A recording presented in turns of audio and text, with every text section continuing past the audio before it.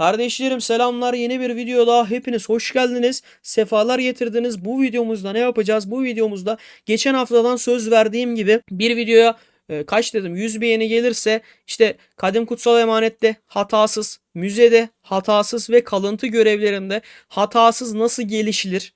Neler yapmamız lazım? Bunların hepsini bu videoda söz verdiğim gibi sizlere anlatacağım. Çünkü abi söz verdik, yapacağız. Bunun raconu budur. Biz istersek alırız. Biz talip olursak ya da yaparız da bir şeyler yaparız işte. Haberiniz olsun, yani söz verdiysek yapacağız. Sizden de ricam. Bir tane ricam var. Bir değil, pardon, 3 tane ricam var. Bu videoya bir beğeni, bir yorum, bir de hype puanı. Abi tadından yenmez, haberiniz olsun. Bu arada hatasız ilerlerseniz de ne oluyor? Sezon gelişim iadesi. Buradan gördüğünüz gibi ödüllerin hepsini alabiliyorsunuz. Cepte. Ödüller cepte bak. Beleş ödüller cepte. Ne var abi? Burada bak. Sezon anıtı. Ne veriyor? Birlik kapasitesi 200. Birlik hasarı 10. Sonrasında hassas parça beleş. Titanyum beleş. Enerji kristali beleş. Sonrasında hızlandırmalar. Zaten beleş dedin mi bizim tayfanın gözler bir dönmeye başlıyor. Sonrasında bitti mi? Bitmedi. Bak gel buraya. Mesela yazıt. Bu kalıntı görevlerini doğru yaparsam buradan benim aldığım gibi 112.980 dakikalık hızlandırmayı alıyorsun, tedavi hızlandırmanı. Bol bol savaşıyorsun, anladın mı? Mesela buradan ben gittim. Dün 7500 tane de üstüne 5 dakikalık hızlandırma aldım. Buna nereden baksam 3000-4000 saat yapıyor herhalde. Siz hesaplarsınız eğer detaylı şey yapmak istiyorsanız. Ama kusursuz hatasız gelişirseniz harbi bu ödülleri alabiliyorsunuz kardeşlerim. Şimdi ilk başta Kadim Kutsal Emanet'ten başlayalım, tamam mı? Kadim Kutsal Emanet'te ne dedim ben geçen videoda? Dedim ki burada ben neden 4 tane okçu, bir tane savaşçı koyuyorum? Şimdi bunun mantığını gelin size anlatayım. İlk başta hepsini çıkartayım, hatta şöyle tık tık tık tık tık diyeyim, hemen çıkartayım. Şöyle hemen Fransız'da çıkarttım. Okey, şimdi dostlar burada gördüğünüz gibi 2 burada beceri var. Okçu becerisi, 2 savaşçı becerisi var. 2 tane binici becerisi var. Doğru muyum? Doğruyum. Şimdi burada diyor ki hepsinin yükseltme koşulları aynı. Mesela burada savaş diziliminde atıcı kahraman toplam GP'si 3 milyon olduğu zaman işte %5 veriyor. 6 milyon olduğu zaman %10 veriyor. 40 milyon olduğu zaman da %60 veriyor. Hepsinde aynı. 3 milyondan 40 milyona. Gördüğünüz gibi 3 milyondan 40 milyona. Hepsinde aynı, sadece verdikleri özellikler biraz farklı. Buranın mantığı şöyle. 5 tane slotumuz var. Bu 5 slota kahramanlarımızı yerleştiriyoruz. Mesela benim en güçlü kahramanımı yerleştirdim. Buradan da CP'yi takip ediyoruz. Mesela 10 milyon 800 bin oldu. 10 milyon 800 binde 3. beceriye kadar yükseliyor. Bakın gördüğünüz gibi 10 milyon. 10 milyonun üstüne çıktığım anda aktif oluyor. 14 milyon yapamadık mesela. 14 milyon yapsaydık 21 alacaktık. Bundan dolayı ne yapıyorum? Hemen ikinci slotuma tekrar okçumu koydum. Gördüğünüz gibi 5. seviyeye yükseldi. Sonrasında 3. slotuma koyuyorum. 30 milyon 900 bin oluyor. Sonrasında 8. seviyeye kadar yükseliyor. Ve son olarak da bu okçumu da koyduğum zaman 40 milyon 800 bin oluyor. Ve maksimum seviyeye ulaşıyor. Fark ettiyseniz bak, maksimum seviye. 40 milyon CP yaptım ve %60'ı buradan alıyorum. %100'ü buradan alıyorum ve olay bitiyor. Şimdi ben eğer bunu 50 milyon yaparsam ben hiçbir şey alamayacağım. Bak hatta yapayım. Mesela 10. seviye ya yaptım. Tekrar 10. seviye. Yani ne oldu şimdi? Deminden şimdiye geldik. Anladın mı? Mantık bu. Peki ben bunu mesela 5. slotu okçu koymayıp mesela az önceki yaptığım gibi Francis'i koyarsam ne oluyor abi? Bak, 2. seviye. Ne aldım buradan? Sezonluk birlik saldırısı %20 temiz. Sezon birlikleri karşı saldırı hasarı %10 arttırma alıyorum. Daha ne isteyeyim? Beleş. Bedava abi. Şuraya okçu koyacağımı, 5 tane okçu koyacağımı 4 tane okçuyu koydum. 2 tane de buff aldım. Mis gibi. Mantık tamamen bu kardeşlerim. Yani ne abi? Ne yapıyoruz? 40 milyon yapıyorsak eğer 4 kahramanla 5. kahramanı farklı koyuyoruz. Mantık tamamen bu. Tabi buraya ben mesela nişancı koyayım ya, sizden nişancı koymayın yani. Gidip burada mesela binici koyun. Binici oynuyorsanız mesela binici dizin full. Ya da savaşçı oynuyorsanız savaşçı dizin. Oradan ilk başta oynadığınız sınıfın becerilerini alın. Sonrasında 40 milyon olursa ve boş slotunuz olursa o zaman aktif edin. Sonrasında buraya geçiyorum.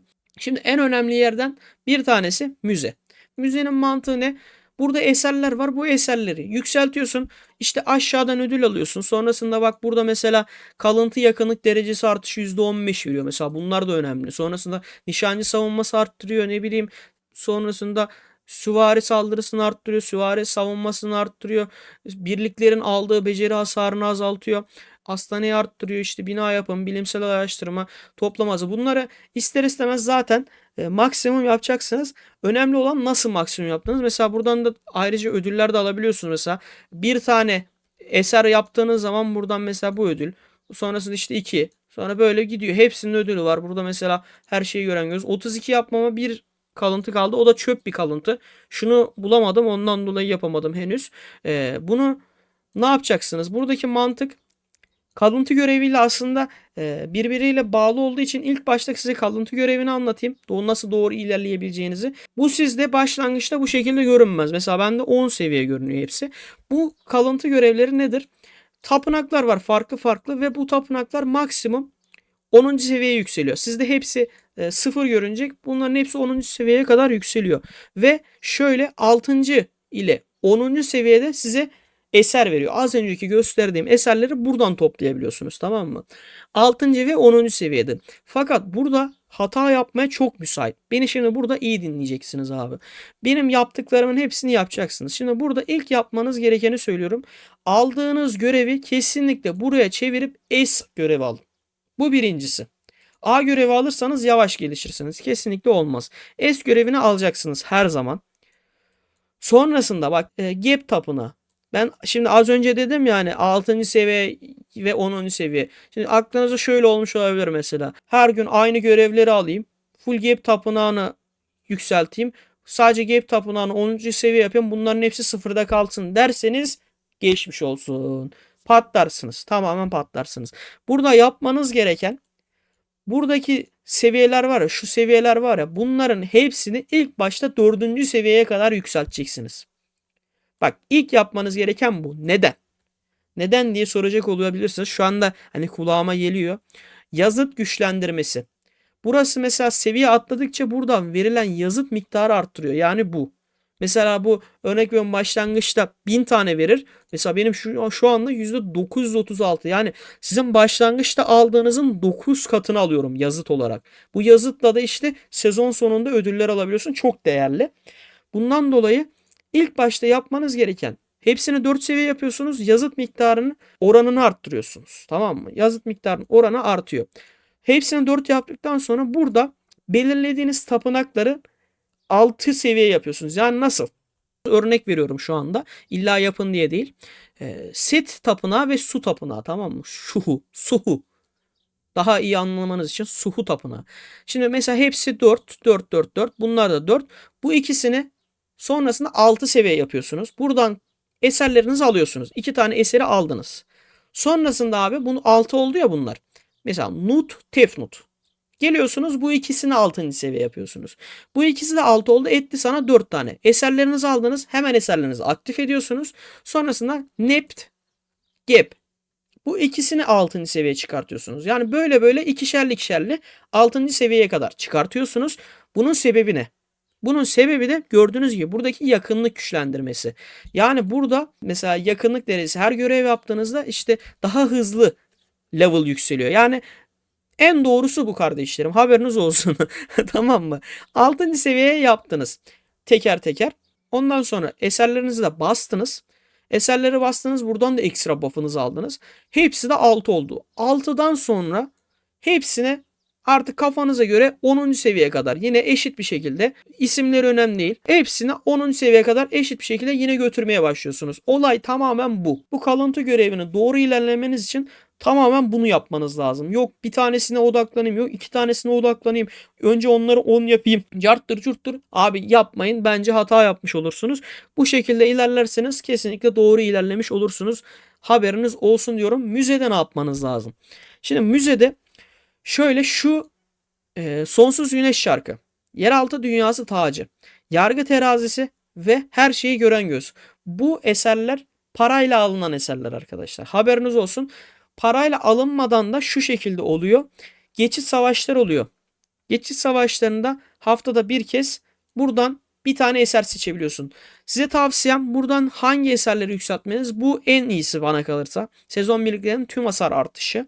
Bu yoksa kesinlikle ilk başta bunu alın. Sonrasında Diğerleri okey. Şu ikisi okey bence. Şu ikisi neredeyse aynı diyebiliriz. Şu en kötüsü. Bunu en sona bırakın. Hatta hiç almasanız bile olur. Yani birinci önceliğiniz bu.